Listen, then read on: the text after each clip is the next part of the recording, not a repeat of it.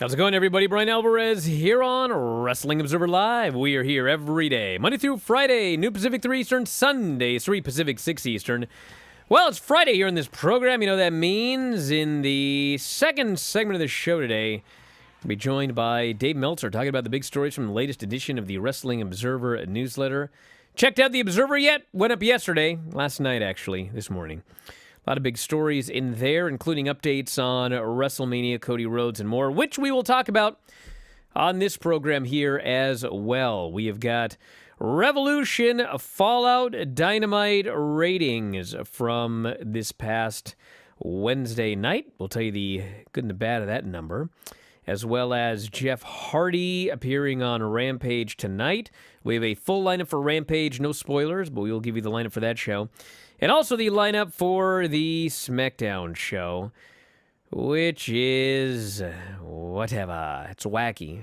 They've been doing this a lot lately, and I don't get it, but it's a new WWE. They just do stuff, so we'll talk about that.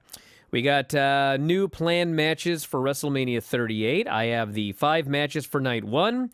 I have the 5 matches for Night 2. All of this thus far. Updates on Matt Hardy signing an extension. And a while ago, I guess I would have been in Hawaii when this happened, but Filthy Tom was talking about an idea he had for Brandy and Paige Vanzant. Remember they started that feud and then Brandy left AEW with Cody? Well, my God. Filthy Tom's, he should have been in the prediction show. Maybe we'll finally get it. We'll talk about that here on the show today. If you want to text us, 425-780-7566 is the phone number. That is 425-780-7566. I am Bryan at WrestlingObserver.com, at Bryan Alvarez on Twitter, at Sempervive as well, if you want to check out Sempervive's Twitter. And, of course, my Cameo is F4W Online. We'll be back in a moment, everybody. Wrestling Observer Live.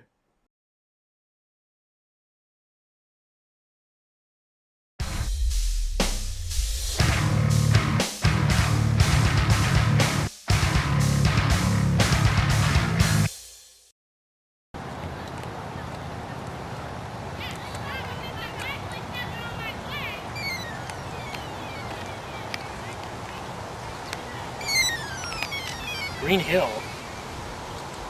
Hello. He's escaped. Do you know which way he was headed? Okay, thank you. Thank you very much. Shoulders.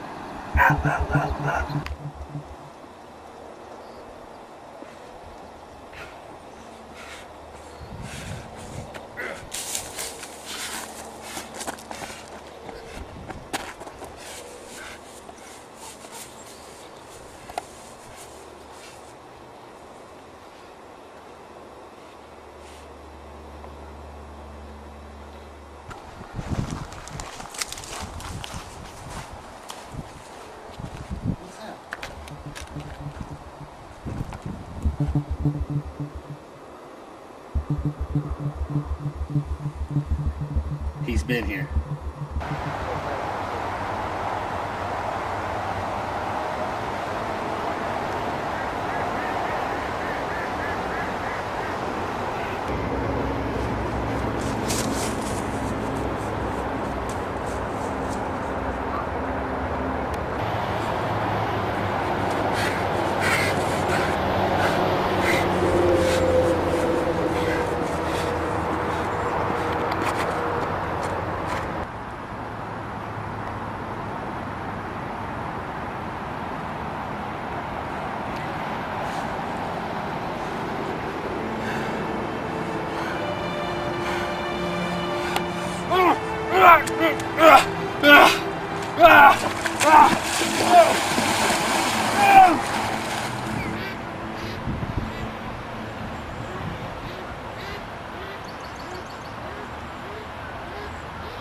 It's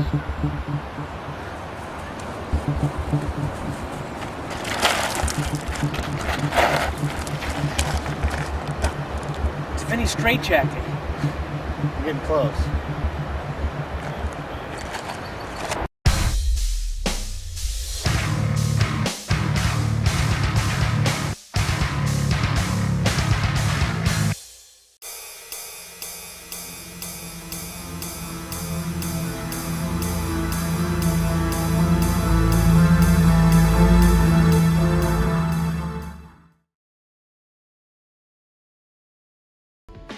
Back in the show, Bryan Alvarez here, Wrestling Observer Live. Mike Sempervive, also of WrestlingObserver.com. So what's going on here on the YouTube chat? I hear it sucks today. Is that right? It's not really that great every day, is it? You know, I don't know what it is, but we've got a YouTube and we've got a Twitch, and in terms of like the intelligence of those involved, I can't help but notice that the Twitch chat where people pay and the YouTube chat where people pay is generally significantly more intelligent than the YouTube chat that people watch for free. Okay. Why would that be? I'm not sure, but you guys can just watch the show and not. So anyway, we would have some difficulties on the sports byline end here. What is that? I don't know. Anything else?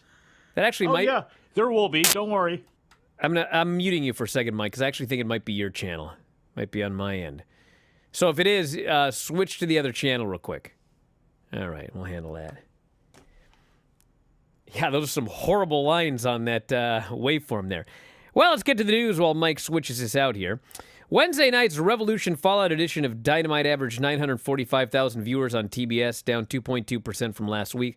Lowest audience for Dynamite since moving to TBS. Show's lowest viewership overall since December 8 of last year. Dynamite did top the cable charts with an 0.40 rating in the 18 to 49 demo.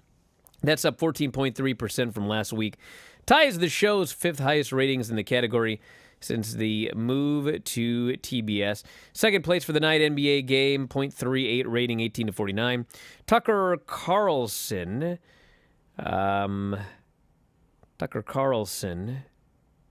now I'm getting emails about what's going on. Oh. Yeah, I'll get to that in a moment. But anyway, let's get to the point of all of this here. So, are these numbers bad? Of course not. Is being first on cable bad? Of course not. Is this number great? No, it's not that great. Okay, listen. I've noticed, by the way, that it appears to me that among our listening audience, we seem to have more fans of AEW than WWE. Okay, imagine that. So I've noticed that the AEW fans are very, very critical of what WWE does. But I cannot help but notice that, boy, you say anything critical about AEW, and they sure get mad. I've heard a little of that of late. Even though I'm allegedly paid by AEW, boy, I say one even remotely, even bordering on negative, and I am a horrible person that doesn't understand this business. But listen, okay? Number one on cable is great. And the demo rating, a 0.40, that's a very good demo, all right? But this was the follow-up show to AEW Revolution. You can probably count on one hand the number of post-pay-per-view shows that don't get a bump, okay? 95% of post-pay-per-view shows get a bump. Sometimes they get a very sizable bump if it's a show where a lot went down. And you can count on probably, a couple of hands, the number of times we've ever had an AEW World Championship match for free on television and an AEW World Tag Team Championship match free on television. And I'm not sure we've ever had an AEW World Championship match and an AEW World Tag Team title match on television on the same night. This is not the TNT title. This is not secondary. This is the world, and I don't want to hear who it was against. Your World Championship and your Tag Team Championship they were defended on a show that was a follow-up show to a major pay-per-view. And this show did not do 1 million viewers, okay? That's not like a great thing. So, is it the end of the world? No, we've gone over this 1 million times. Should we be writing the eulogy? Of course not. It's 1 week. Next week, who knows? They may do 1.2 million. But it is notable that they had a post-Revolution show with a World and Tag Team Championship match on the same show. Debut of Jeff Hardy and more. And they did 945,000 viewers. So, it's not a disaster, but, let's be real here, everybody. Man, I had the temerity to say they didn't break 1 million, and boy, did I hear it from everybody. This is not just some random run-of-the-mill show, guys. Your two biggest championships were defended on the show coming off Revolution. Pardon me for living. Well, maybe they should have hyped it more. Maybe they should have hyped that. And it was Thunder Rosa's birthday. It's Thunder Rosa's birthday, as it always is in March. But, maybe they should have actually hyped up this world title defense a lot earlier. Maybe they should have hyped up the tag match a lot earlier. And maybe they should have hit Moxley and Danielson getting together with Regal harder. Because MJF wasn't on the show. Was Punk on the show? Punk have any? No, he wasn't. So all your other stuff, maybe in hindsight, on Monday. Oh, don't forget we had a TNT title match. I mean, people didn't know it was going to be a title change, but that was a third championship match on the show. And that was announced. So you did have that as well, too, where you maybe should have hit home a lot harder and made this decision earlier so you could say, I mean, it's 3 times the goal tonight. We got forget about just the TNT title match with Sammy, and you always know something spectacular is going to happen there. But we got a tag title match, and we got a world title match coming up, and hit all of them maybe a lot harder, a lot earlier. Maybe that would have done them some good. But again, this is one rating in a vacuum that everybody freaks out about, and the ratings people are the absolute dirt worst. The ones who want to plant their flag over this and then get all emotional when somebody disagrees with them or any of that sort of stuff. It's the worst. The most toxic, most obnoxious of the fan bases are going to come out and say that type of nonsense, claiming what AEW is dead now, or it's just all of it is ridiculous. It's just on both sides of the coin. It's terrible. We have Rampage tonight, and the lineup. Shane Strickland, Swerve's debut against Tony Nese. Don't worry, everyone. I won't spoil the results of this show. But Swerve Strickland is facing Tony Nese. Darby Allin is facing Isaiah Cassidy. No spoilers on this program. None. Keith Lee is facing QT Marshall. But you know what I'm not going to do on this show is I'm not going to spoil any of these results, everybody, because I don't do spoilers for you, the viewing audience. Real 50-50 Scorpio shot Sky right will do a promo. Yeah? And Mercedes Martinez is facing Jamie Hayter. That's the lineup for the Rampage show coming up tonight. And yes, Matt and Jeff Hardy will be on the show in case you guys want to check out the Hardy Boys coming back to their old theme. We also have SmackDown, and who cares? I don't know why you get mad. Cares. It's like I can't help myself. So tonight, originally it was going to be Sasha Banks versus Zelina Vega in a singles match. Okay, because we're doing right now it's a 3-way for the tag team titles at WrestleMania, and Banks and Naomi have earned a championship match, okay? You can see where I'm going, right? Banks and Naomi have earned a championship match, okay? So tonight on the show, they're not doing that singles match. Tonight on the show, Banks and Naomi, who have earned a championship match, will be facing the champions in a tag team match where the titles are not on the line. Because of course that's what they're doing. So anyway, you can see a team that has earned a championship match face the champions. But they're not allowed to have the championship belts on the line in the match with the champions tonight. That's SmackDown. What do you want out of me? Back in a moment, Observer Live.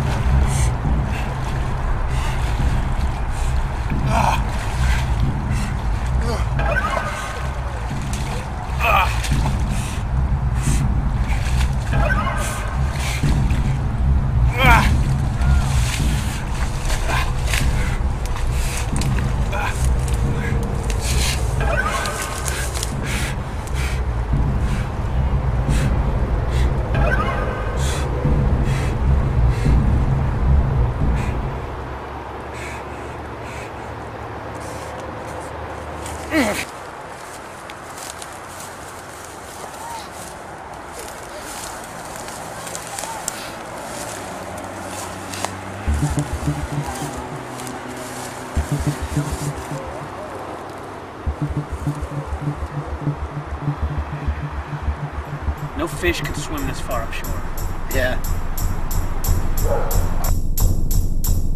Shoulders ran like the wind, but he could find no peace.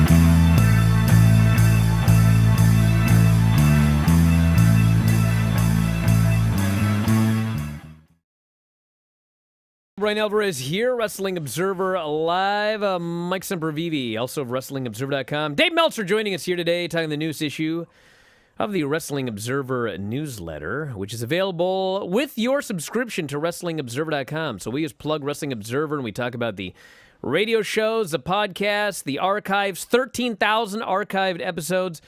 Well, when you sign up, you also get the Observer. And I think we're still at about 40,000 words weekly, which means... More than that these last few weeks. Yeah, you basically read 2 Observers, and it's like reading Death of WCW. So if you like reading, boy, have we got the newsletter for you. Boy, there's a lot the last 2 weeks. This has been an incredible stretch of news for sure. Well, the first thing I want to ask about quickly is at the beginning of every Observer, there's the match of the week. And I note that the match of the week here is Jon Moxley, Bryan Danielson. So I presume that means that you thought that was a better match than Shingo and Ishii. Yes, I guess that would mean that. All right, we're on the same page there. If you're looking, I mean, I'll tell you what. When it comes to match of the week, I had a really tough time between that, the Young Bucks match.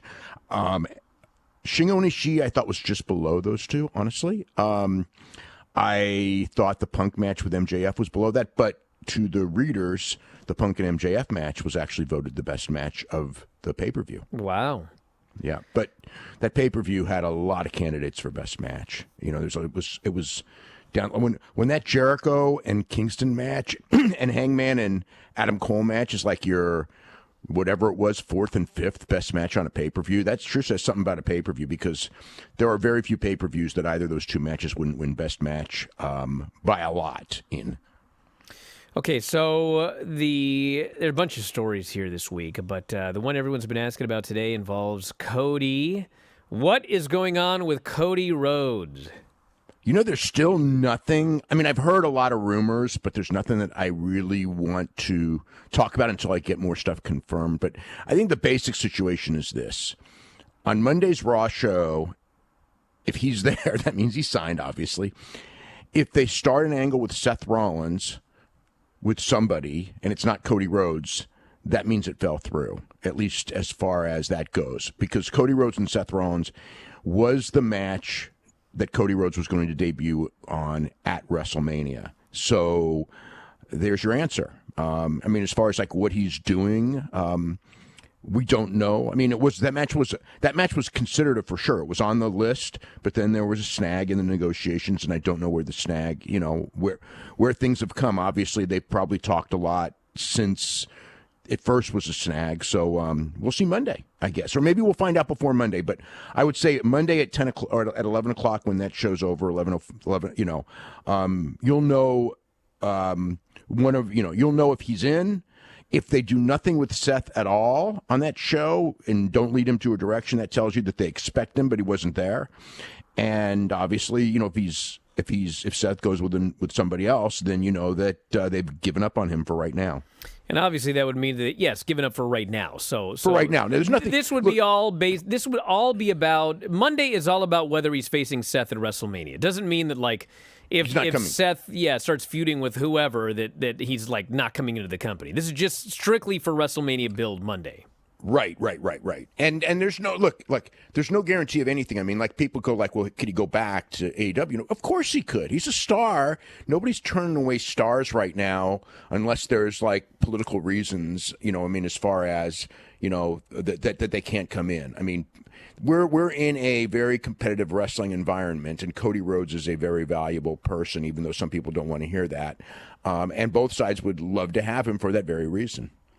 Well, Dave, I guess the other big news of the day is William Regal's status, which has been talked about ever since his promo on Wednesday. You wrote a little bit about it in a newsletter this week.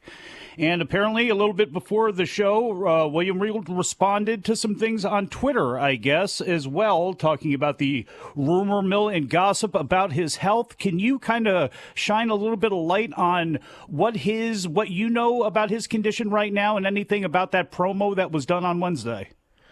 Okay, so he will have a show. He did an interview with Chris Jericho that's going to be released on this coming Wednesday, and he goes very much into detail on what has happened to him. I mean, there's people who know stuff that happened a couple years ago, but that really I don't know how much it got out. I mean, some of it did, but he goes into detail on that, and also I'm pretty sure he's going to go into detail on the stuff that a lot of people do know from way back, when he had the other issues and everything. So that's the basic situation. He said that he's healthy now, even though he did go on the air and say, I'm not long for this world. But he said he feels the best he's felt in a long time. But the show goes into detail on all of his health issues, and from what I was told, it's a lot of details, and it's a lot of stuff that has never come out. So that's the story. So also we have the lineup and a lot of talk about WrestleMania. And in the New Observer, WrestlingObserver.com, you do note that Austin has been upping his cardio of late. So I have a question for you. Yes. So it sounds like ridiculous on the surface, but when you think about it, it's actually not that ridiculous in a lot of ways, I think. And that is, they've announced that Steve Austin is going to be on the KO show. So it's not a match. It's going to be a KO show segment. And obviously, all hell's going to break loose. They have announced that is on Saturday. And WrestleMania is Saturday and Sunday. So is it possible that they advertise the KO show and they shoot an angle on the KO show to set up a WrestleMania match on Sunday? A match with Steve Austin and Kevin Owens? Because it would seem to make no sense to not announce that Steve Austin is going to be wrestling in advance, but everyone who is going to WrestleMania on Saturday is in town. You're still either going to go to the show the next day, or you can immediately go buy a ticket to go to the show the next day. So it's different than in the past, where if it's a one-day WrestleMania, if I find out on SmackDown that Austin is wrestling Sunday, I'm not going to get a plane ticket and fly out that quickly. So it's not about that. It's just about getting people to watch the show. But I know what you're saying. And is that a possibility? I don't want to say, because if I say it's a possibility, then people go, "Oh, this is what you're saying it's going to happen." I don't know. I know that what I know is this: is that it's not going to, a lot of people think that they're going to do a back and forth talking segment and they'll kick him in the stomach and give him a stunner and that's it. And I suppose it's possible that will happen, but my indication is that they're going to do more than that. And again, I know he's upping his cardio, which tells me he's not going to kick him in the stomach and just do a stunner and that's it. The story we've heard is that he can go for a couple minutes, but I don't think they may do it that way. The impression I have is that they didn't want to advertise a match because he didn't want it that way. But we will get a physical altercation between the two. Could it happen Saturday and then build for something Sunday? If he's up for it and wants to do a match, 100% it could happen. That's up to, essentially it's up to what he wants to do. That's been the whole thing. Originally, this was going to be a match. And the whole thing was that he was not comfortable with the idea of advertising a match. I think it's got to do with maybe his own professional pride of, not wanting to commit to something and not having, going out there and not having a really good match, or people going afterwards, it only went 6 minutes or something, right? So essentially everything is up to him and how he feels.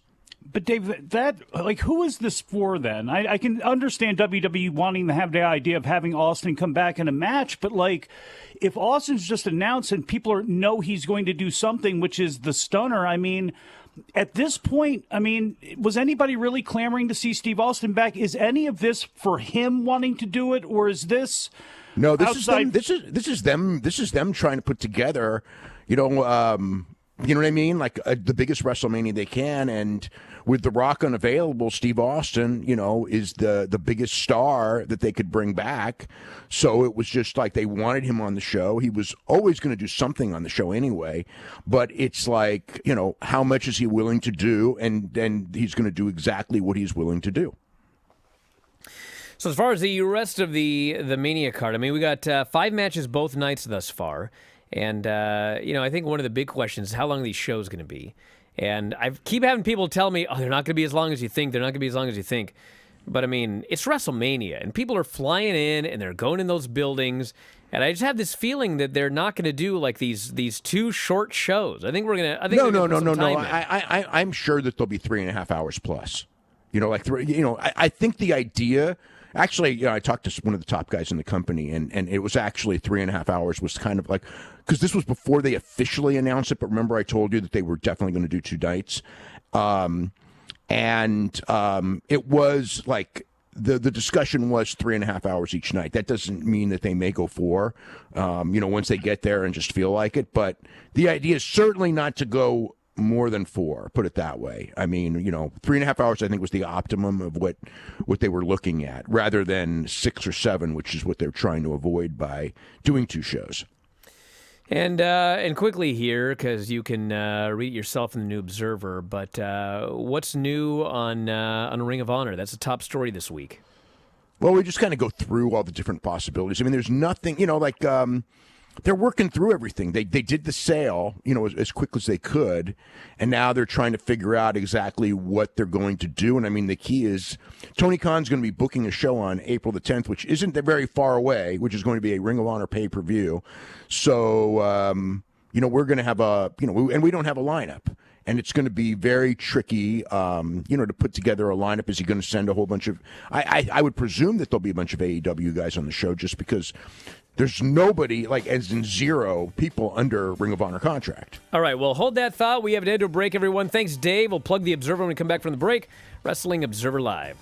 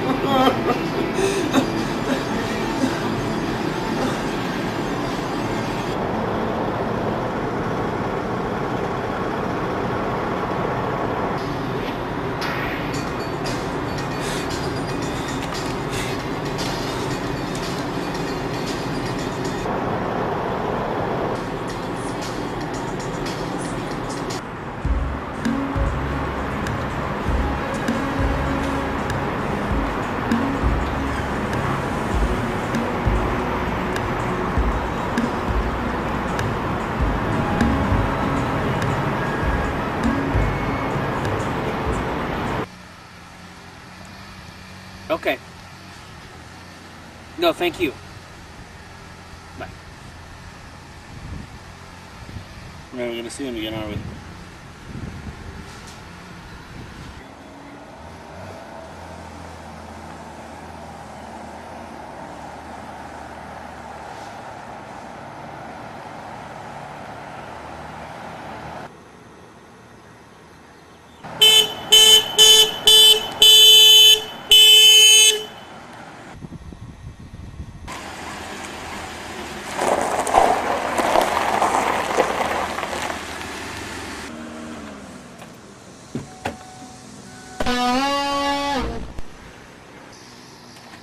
Hey guys!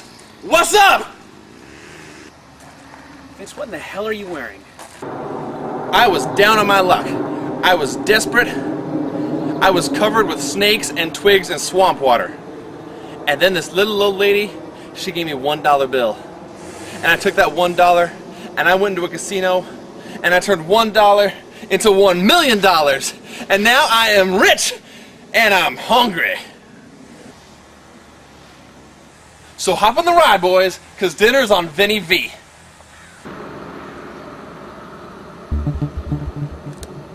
So I guess I will be needing this then?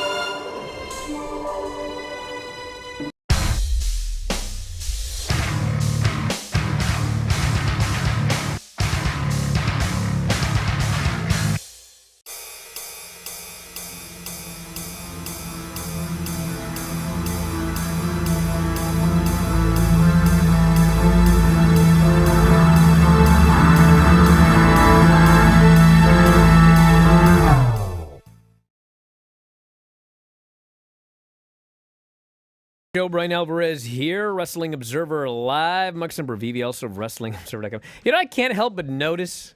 What's that? Well, did Dynamite do a bad number this week? No. No. Nobody said did a bad number. Not at all. Do I believe that the number should have been better based on 3 championship matches, World Tag, and coming off the pay-per-view? Yeah, I do think it should have done better. Yep. But was it bad? No. No. You know what's funny about that whole conversation I just had? What's that? Well, did you see Raw Monday? Mm-hmm. Or actually pretty much any Raw. We review these Raw shows, and it's a horrible show. And then, you know, first hour did 1.8 million, second hour did 1.6, third hour collapsed to 1.53 million, and this and that. And I was like, oh my God, 1.53 million third hour. And you go, yeah, but it's number 1 on cable. That's what the WWE fans say. And people are like, yeah, but the 1 point... Same exact thing happened here. My God. Mm-hmm. Yeah. But, Brian, it was number 1 on cable. Two things can be true. The number could have been better, and it's number one in cable. It's possible. These two things can both be true. No, this person, I did go back on the Twitch transcripts. Fauntleroy brought them to me during the break, and I was looking through. He pounded it out. Yeah. Yes, he did. Yeah, I saw the line here from Jingu going, well, how come Dynamite never got back to the 1.4 million it debuted at? Well, because it was a debut, geek. Same reason SmackDown never got to the 4 million it debuted at. The debut is always going to do a giant number. You guys remember? It's like 3 years ago, SmackDown's debut on Fox did 4 million viewers. How come it's never gotten back to that? Because it was never gonna, because it was a debut. Well, hold on now, because that's where we disagree. To me, what 1.4, what the debut number always proves is that's what you got to shoot for, because it always does drop from there. In most cases, unless it's a big TV show or something like that, it usually does drop from there. So it gives you a goal to shoot for. That was the whole thing with getting to 1 million. Can they get to 1 million on a regular basis? Looked like they were going to be able to. Remember? We were saying, look, if they did 875,000, 900,000, they should probably be happy with that. Then I think they did like 1.1 million, and it's like, okay, now we know what the bar is. Now we know really what they're shooting for. They're shooting for that million. That should be what they're looking at. So to me, that 1.4 million, that should be your goal to try to shoot for. And yes, it does drop, but it does, you don't want it to drop too much, and because obviously you don't want to try to build back up to it. But again, everybody is freaking out about this way too much. I am sure that Turner is happy. I'm sure AEW is happy. I'm sure the Sun is going to come out tomorrow. And I'm sure that people are going to be bitching and moaning when the results and ratings come out next week, regardless of what they are. So what can you do?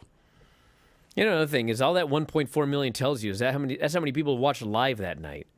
Yeah, they may have gotten back to the 1 point. In fact, they have gotten back to that 1.4 million many times because people watch on DVR and they watch it later. And it's not the first ever show. It's not the debut, so you don't have to watch it live. I don't watch it live.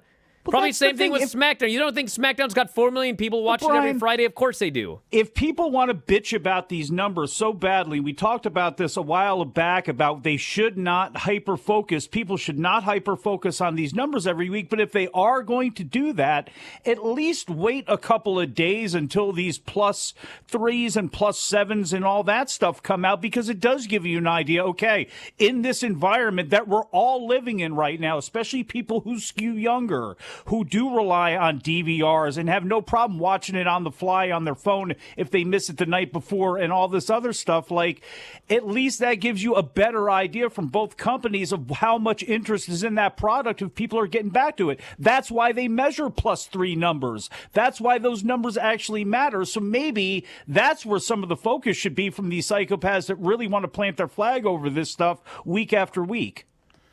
This is the lineup for WrestleMania Night 1. Charlotte Ronda for the SmackDown Women's title. Becky Bianca for the Raw Women's title. Rey and Dominic versus Miz and Logan Paul. Drew McIntyre and Happy Corbin.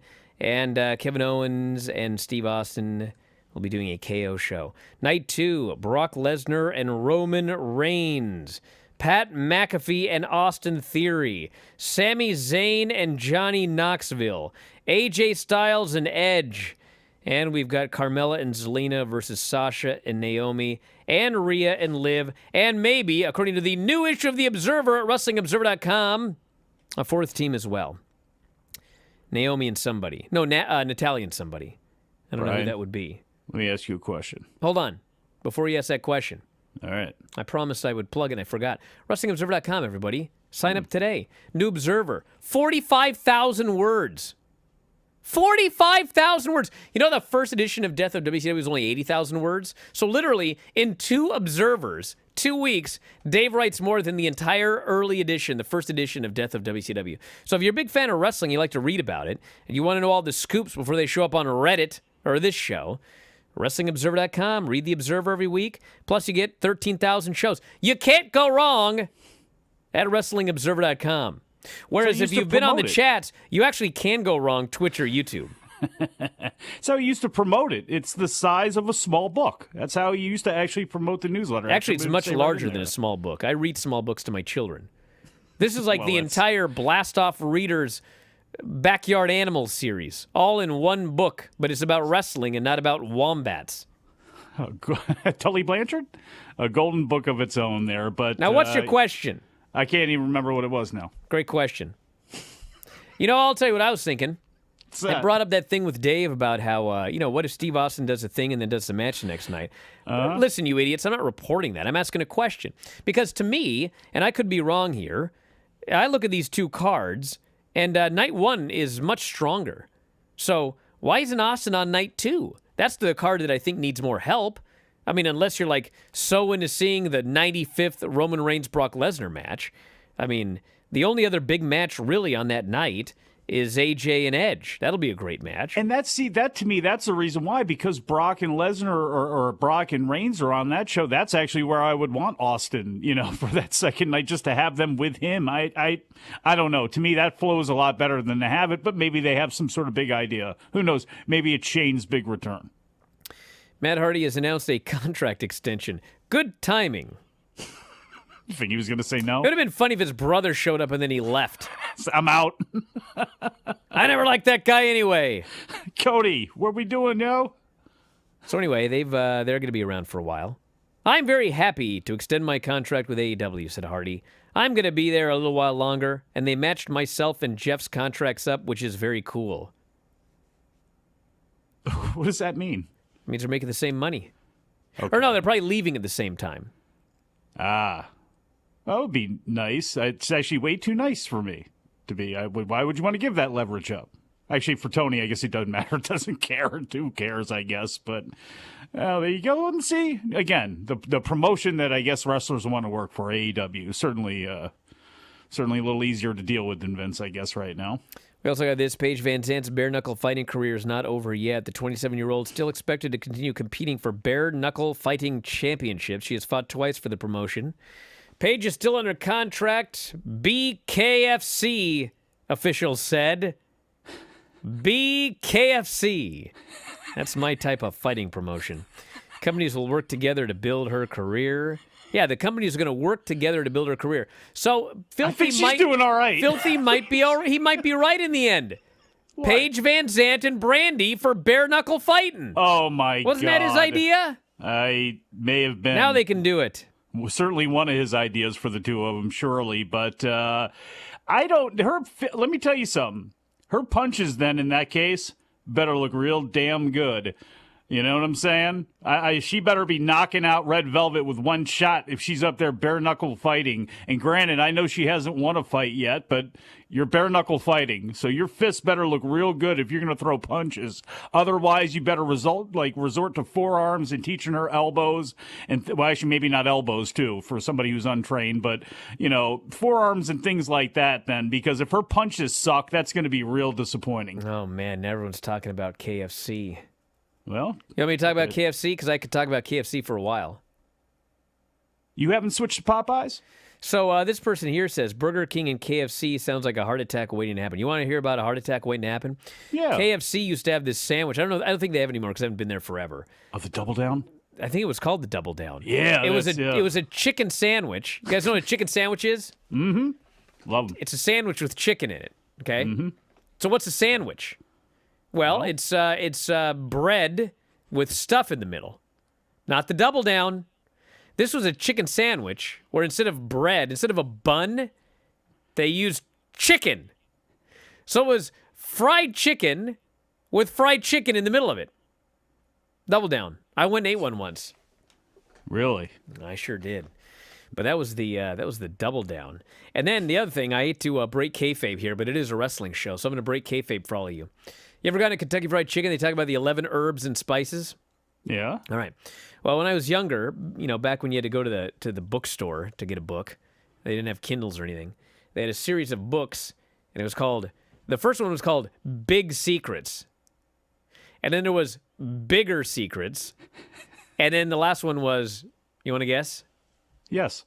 Biggest Secrets. Okay. Ah. So there are all these secrets in there. Okay. So, think of a secret, whatever, Anyway, one of the secrets was, what is the secret recipe? KFC's 11 herbs and spices.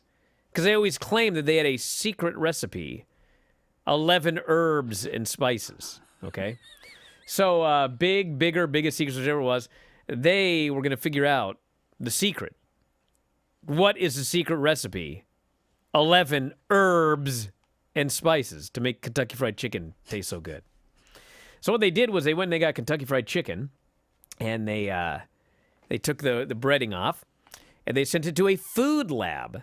Broke it down? Where they broke it down into its, atoms or whatever. I don't know how those things work. But anyway, then they examined it so that they could find out what are the secret 11 herbs and spices that make Kentucky Fried Chicken taste so good. Mm-hmm. You ready, everybody? Ready. Salt. Mm-hmm. And pepper. Okay. That's it. That's all they found. Wait, what? That's all they found. That's it. Yep. It's a gimmick. Damn. There are not 11 herbs and spices. You're telling me there's no tarragon? They put salt and pepper and they deep fry it. That's no paprika? No, it was like See? salt and pepper. That's why KFC's so whack and you should go to Popeyes, although you should really just make your own chicken and do it the right way and add Old Bay. That's really the secret ingredient for, you want good fried chicken, you got to put Old Bay, real Old Bay, not any of that stuff that says it's like Chesapeake Bay seasoning. No, you got to put real Old Bay in there. Trust me. That's how you do it. Now, if you're from Kentucky Fried Chicken, don't get mad at me, brother. If you're mad, it's either bigger, or biggest secrets, I forget which one, or you can go to that whatever franchise they got that chicken from.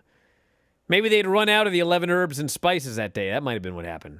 See, when I was younger, I remember the big secret was what's in Coke, especially after New that was Coke in there. came out. It was like, what's the proprietary ingredient that they had? They tried to figure out. If I recall correctly, they didn't figure that one out. That one was too secret.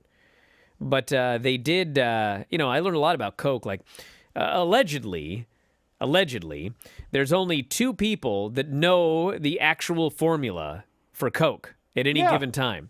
I've heard that. They're never allowed to be together in the same place. They're not allowed to fly on the same plane. Like it's nuclear codes. Exactly. It's crazy. Did you know that, everybody? Yeah, that's what we learned back in the day when we were outside. You kids are always inside right now. We were outside. Not only were we causing trouble and living life, we were learning and missing breaks. Learning. Back in a moment, Observer Live.